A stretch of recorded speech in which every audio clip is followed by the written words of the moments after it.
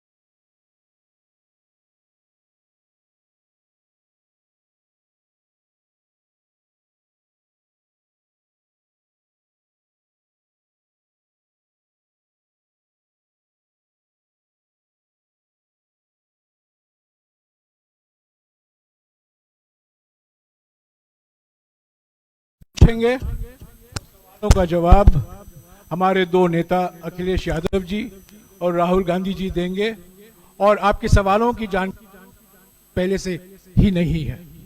मैं पहले गुजारिश करूंगा यादव जी को कि वो आपको संबोधित करें, उसके बाद राहुल जी कुछ कहेंगे और उसके बाद आप सवाल करेंगे। अखिलेश जी। मैं धन्यवाद देता हूं और सबसे पहले मैं अपने प्रेस के साथियों को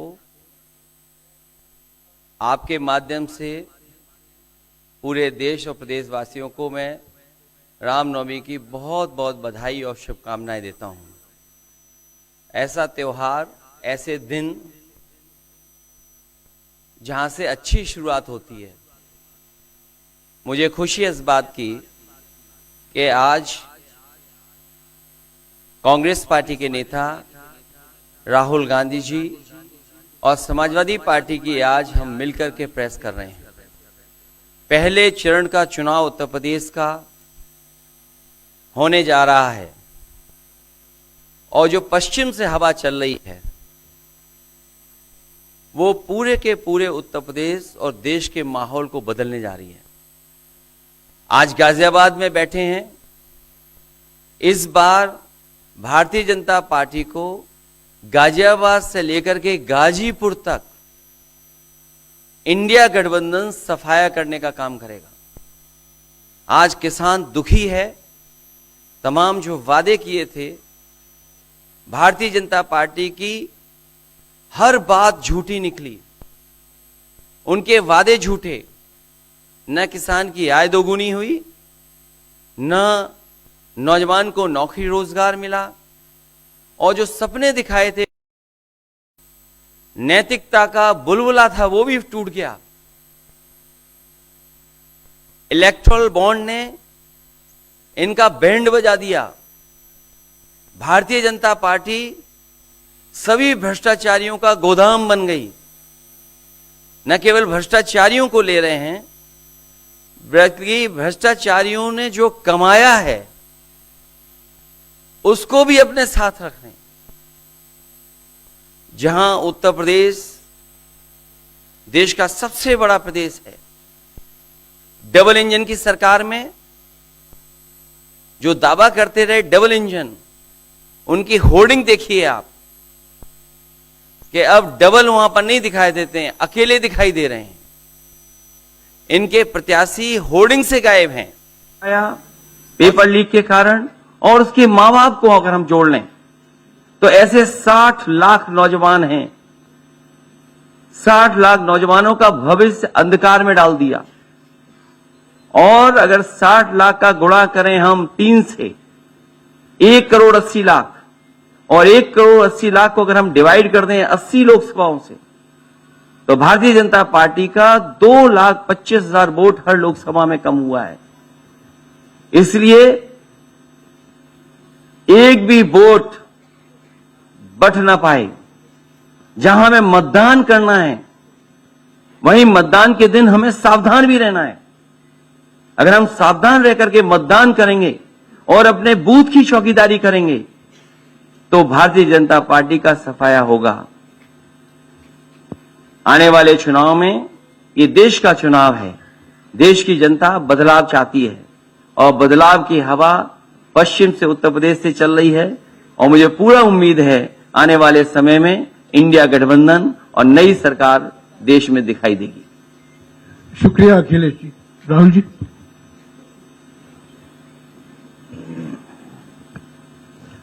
नमस्कार। रामनवमी की आप सबको, देश को बहुत बहुत शुभकामनाएं। ये चुनाव विचारधारा का चुनाव है। एक तरफ आरएसएस और बीजेपी जो संविधान है, लोकतांत्रिक सिस्टम है, उसको खत्म करने की कोशिश कर रही है और दूसरी तरफ इंडिया गठबंधन, कांग्रेस पार्टी संविधान को, लोकतंत्र को डिफेंड करने की कोशिश कर रही है, उसकी रक्षा कर रही है। चुनाव में 2-3 बड़े मुद्दे हैं।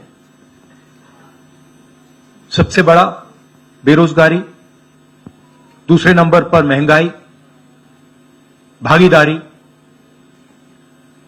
मगर बीजेपी 24 घंटा डिस्ट्रैक्शन करने में लगी रहती है।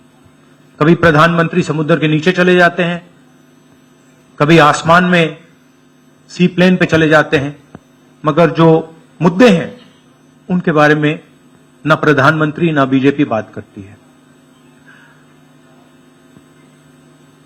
कुछ दिन पहले प्रधानमंत्री ने एएनआई को बहुत लंबा इंटरव्यू दिया। स्क्रिप्टेड था मगर फ्लॉप शो था। प्रधानमंत्री जी ने उसमें इलेक्टोरल बॉन्ड्स समझाने की कोशिश की। प्रधानमंत्री जी कहते हैं कि इलेक्टोरल बॉन्ड्स का सिस्टम ट्रांसपेरेंसी के लिए लाया गया, राजनीति को साफ करने के लिए लाया गया। अगर यह सच है तो उस सिस्टम को सुप्रीम कोर्ट ने रद्द क्यों किया? और दूसरी बात, अगर आप ट्रांसपेरेंसी लाना चाहते थे तो जिन लोगों ने आपको पैसा दिया, बीजेपी को पैसा दिया, हजारों करोड़ रुपए दिए, उनका नाम आपने क्यों छुपाया था? और जिन तारीखों पे उन्होंने आपको पैसा दिया उसको आपने क्यों छुपाया था? पता लगता है हजारों करोड़ रुपए का कॉन्ट्रैक्ट किसी कंपनी को मिलता है, उसके एकदम बाद वो कंपनी बीजेपी को पैसा देती है। सीबीआई की इंक्वायरी होती है, ईडी की इंक्वायरी होती है, किसी कंपनी पर शुरू होती है, उसके 10-15 दिन बाद कंपनी करोड़ों रुपए बीजेपी को देती है और फिर सीबीआई की इंक्वायरी, ईडी की इंक्वायरी बंद हो जाती है। सड़क पे इसको एक्सटॉर्शन कहते हैं। एक्सटॉर्शन कहते हैं सड़क पे। तो ये जो है इलेक्टोरल बॉन्ड्स का जो स्कीम है, ये दुनिया का सबसे बड़ा एक्सटॉर्शन का स्कीम है। हिंदुस्तान के सारे बिजनेसमैन इस बात को समझते हैं, जानते हैं। और प्रधानमंत्री जितनी भी सफाई देना चाहें, कोई फर्क नहीं पड़ने वाला है, क्योंकि पूरा देश जानता है कि प्रधानमंत्री भ्रष्टाचार के चैंपियन है। धन्यवाद। शुक्रिया राहुल जी। अच्छा, एक और बात, आपने जयराम जी आपने कहा कि जो भी आपको क्वेश्चंस पूछने हैं आप पूछेंगे और ये ओपन एंडेड प्रेस कॉन्फ्रेंस है। बट इसमें एक और बात, मुझे पहले ही 2-3 बीजेपी वाले क्वेश्चंस पता लग जाते हैं, तो वो तो गारंटी पूछे जाएंगे, तो उनके लिए मैं तैयार हूं। आजकल गारंटी का जमाना है राहुल जी। पहला सवाल महिकार सिंह जी, हिंदुस्तान हिंदी डेली से। माइक दीजिएगा।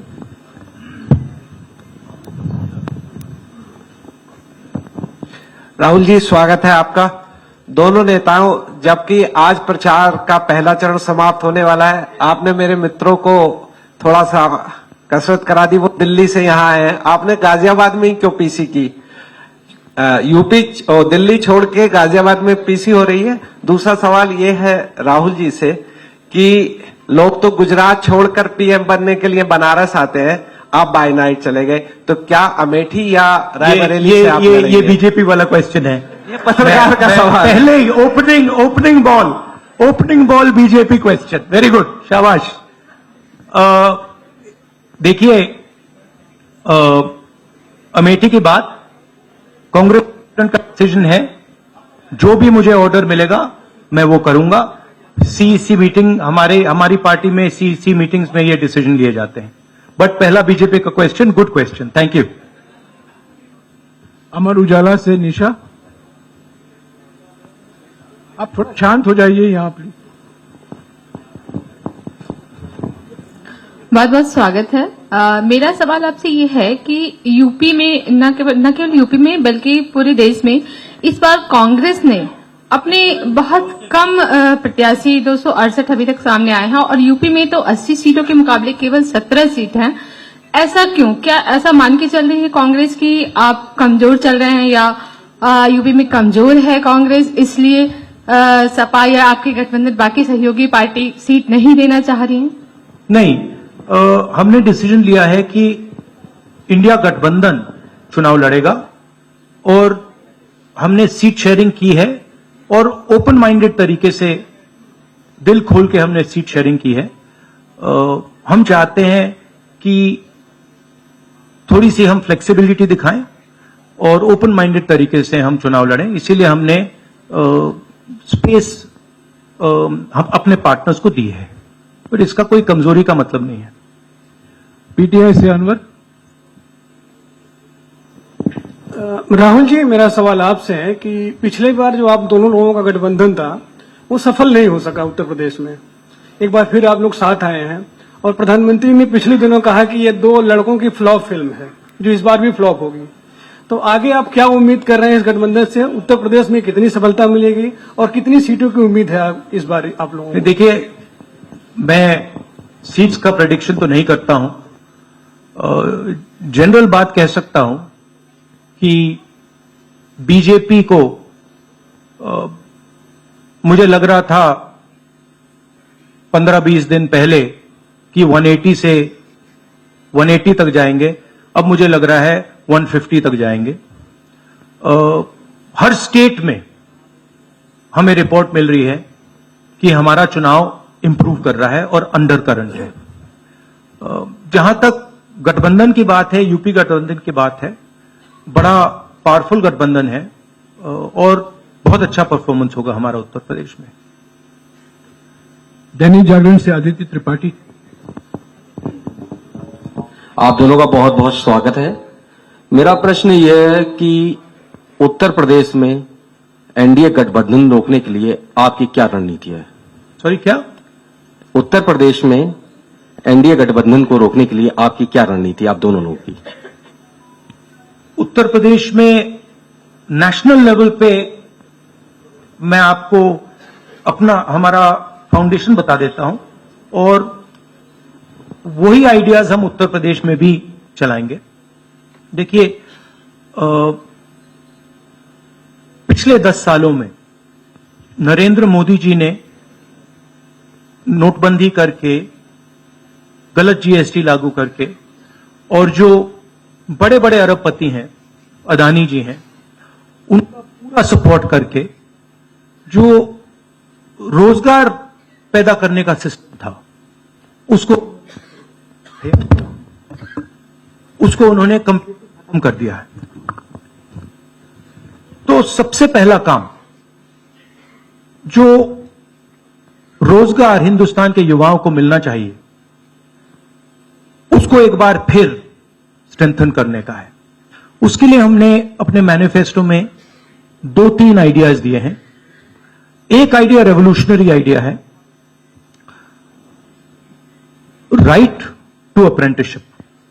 तो जो अमीर घर के बच्चे होते हैं वो अप्रेंटिसशिप करते हैं, ट्रेनिंग मिलती है, पेड ट्रेनिंग होती है।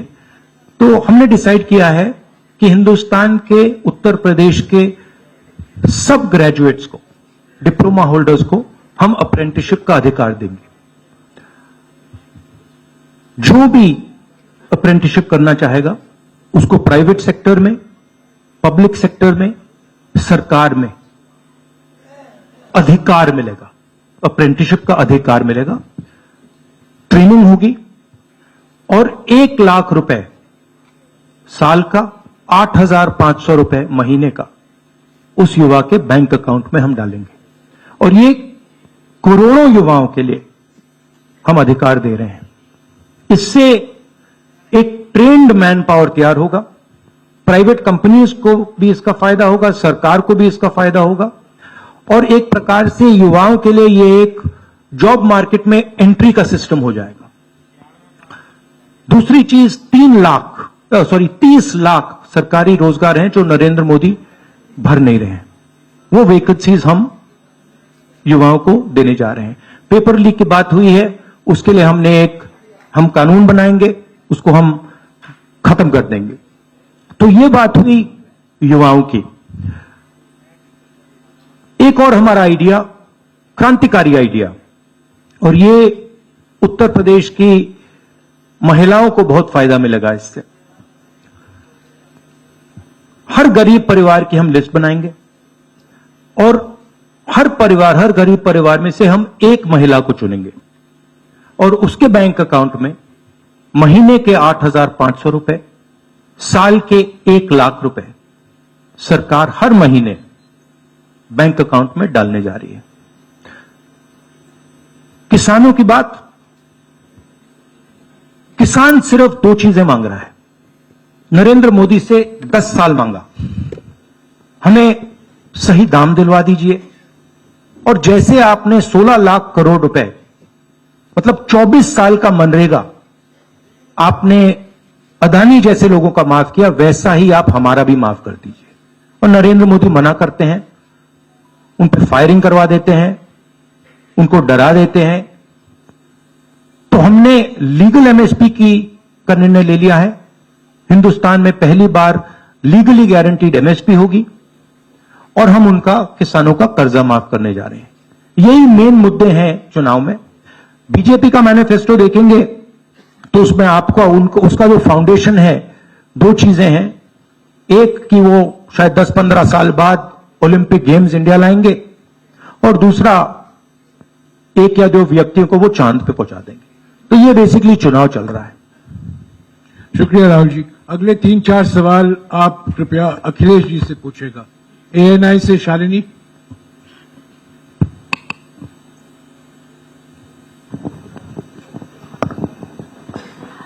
पहला सवाल राहुल जी से है। अखिलेश जी से पूछेगा प्लीज। उन्होंने कृपया लगा दिया, इसलिए अब हमसे पूछिए। दोनों से पूछूंगी सर। पहला सवाल राहुल जी से है, जैसे कि पीएम ने कहा है कि मैं देश बचा रहा हूं, लेकिन इंडिया अलायंस जो है वो परिवार बचा रहा है, इस पर क्या कहेंगे सर? और जो दूसरा सवाल, सेकंड बीजेपी क्वेश्चन। सर दूसरा जो सवाल है मेरा वो ये है, जादूगर कहा है उन्होंने राहुल जी को, और उन्होंने कहा ANI को जब इंटरव्यू दिया उसमें बोला कि ऐसा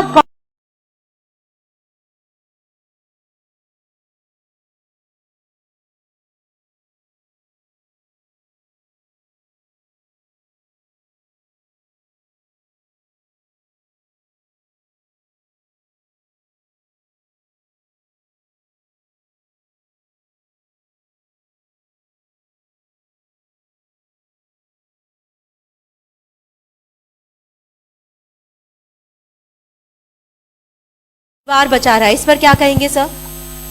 और जो दूसरा सवाल, सेकंड बीजेपी क्वेश्चन।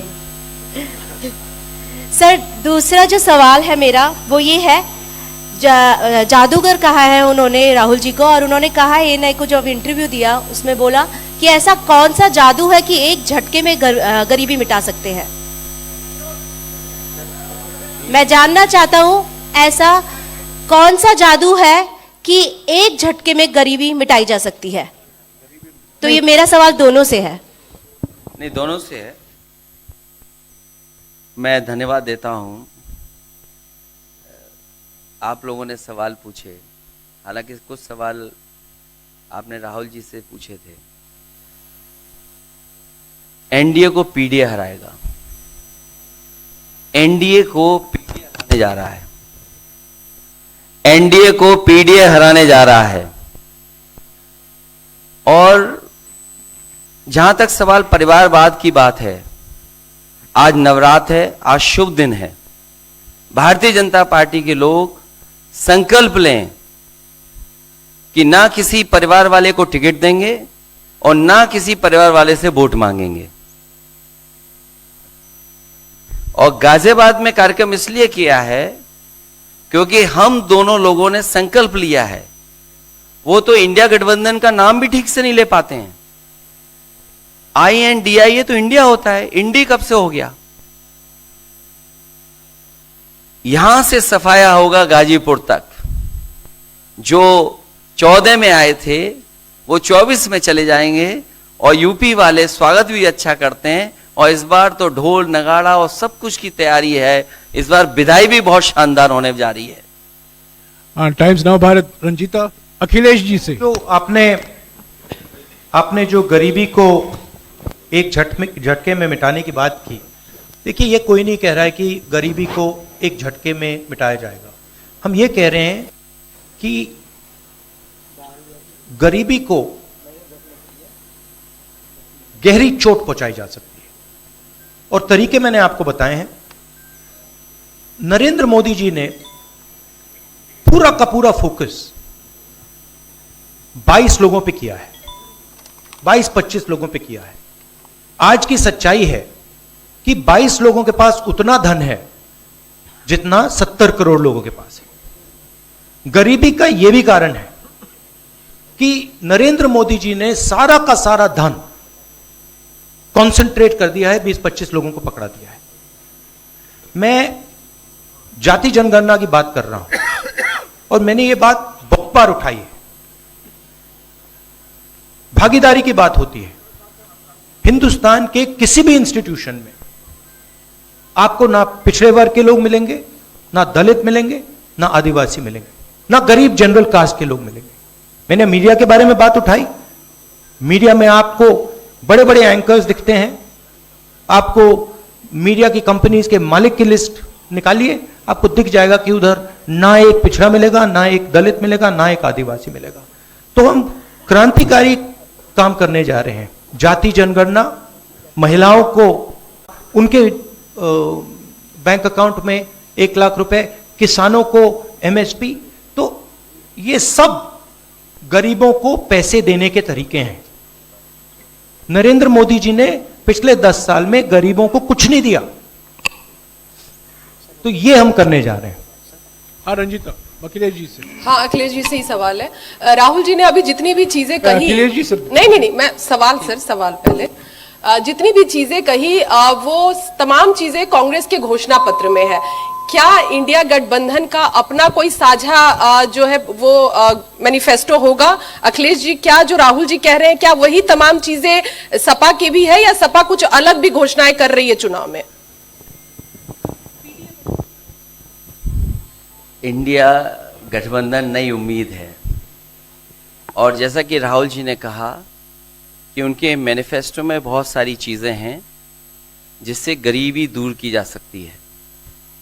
उसी से जोड़ करके मैं ये कहना चाहता हूं कि जिस समय हमारा देश का किसान खुशहाल हो जाएगा, जिस दिन देश के किसान को अपनी लाभकारी मूल्य मिलने लगेगा फसल का, और मैं समझता हूं जितने भी राजनीतिक दल हैं और खासकर जो इंडिया गठबंधन के साथी हैं वो ये बात कह रहे हैं कि हम MSP की गारंटी देंगे, या किसानों को लाभकारी मूल्य देंगे, और जिस दिन भारत सरकार किसानों की आय बढ़ा देगी, गरीबी दूर होना शुरू हो जाएगी।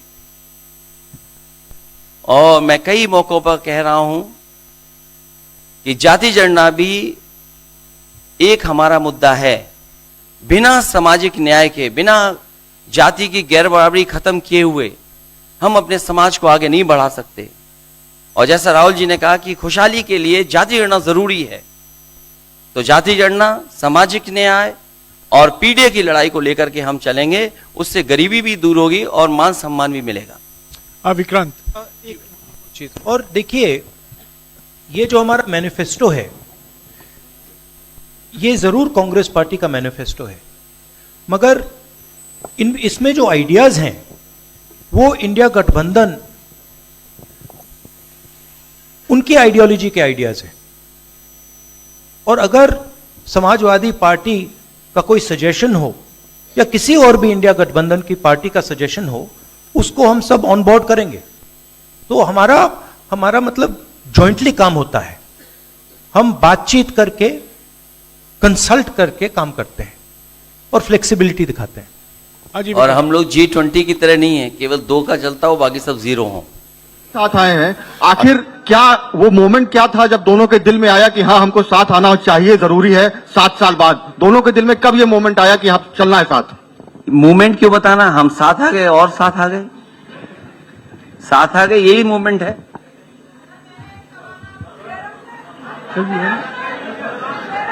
साथियों, अभी दोनों नेताओं को जाना है। उसके पहले हमारा गठबंधन का एक गीत है, वो जारी किया जाएगा। और हमारे 4 उम्मीदवार जो हैं, वो राहुल जी और अखिलेश जी से एक फोटो खिंचवाएंगे। पहले गीत सुनिएगा, गीत देखिएगा। प्रेस कॉन्फ्रेंस समाप्त हुआ है, प्रेस कॉन्फ्रेंस समाप्त हुआ है।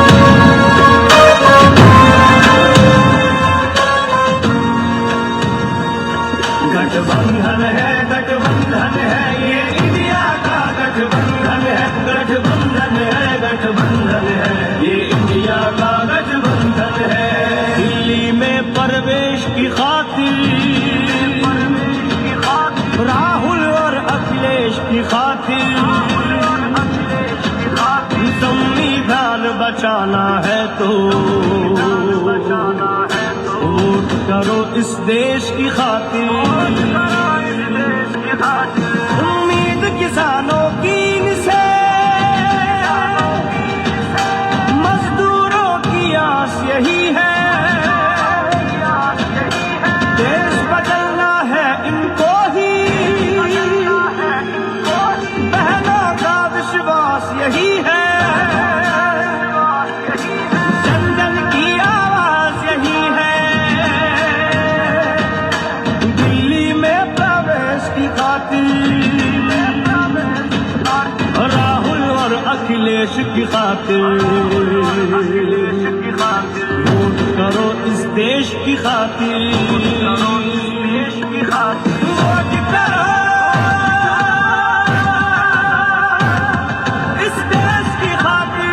राहुल अखिलेश की खातिर।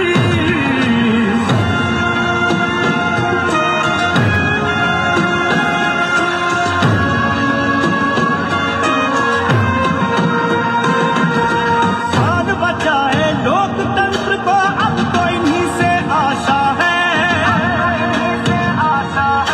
सच पूछो तो इनका जीवन, समाजवाद की परिभाषा है। अब भारत का नारा यही है, दिल्ली में प्रवेश की खातिर, राहुल और अखिलेश की खातिर, वोट करो इस देश की खातिर। गठबंधन है ये इंडिया का गठबंधन है, गठबंधन है ये इंडिया का गठबंधन है।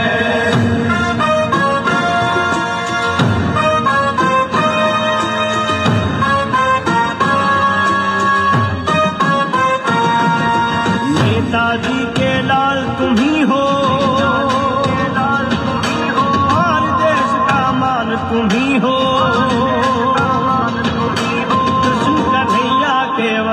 हो, यज्ञकुल का सम्मान तुम ही हो। अब धर्म युद्ध को लड़ना है तो दिल्ली में प्रवेश की खातिर, राहुल और अखिलेश की खातिर, वोट करो इस देश की खातिर। गठबंधन है ये इंडिया का गठबंधन है, गठबंधन है ये इंडिया का गठबंधन है, इंडिया का गठबंधन है। साथियों, अभी हमारे उम्मीदवार हैं डॉली शर्मा गाजियाबाद से, अमरपाल शर्मा जी बागपत से, महेंद्र नागर गौतम बुद्ध नगर से और शिवराम वाल्मीकि जी बुलंदशहर से कृपया मंच पर आइए और राहुल जी और अखिलेश जी के साथ फोटो खिंचाएंगे।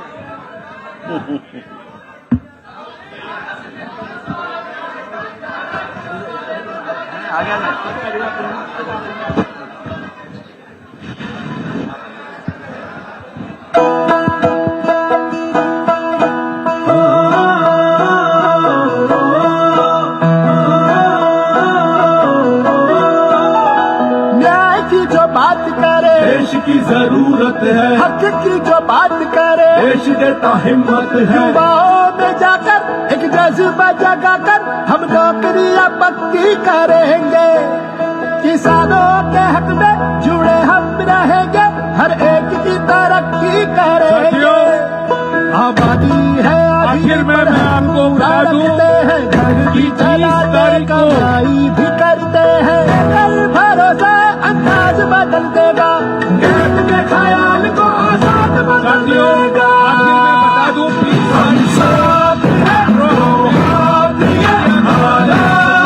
बदल देगा और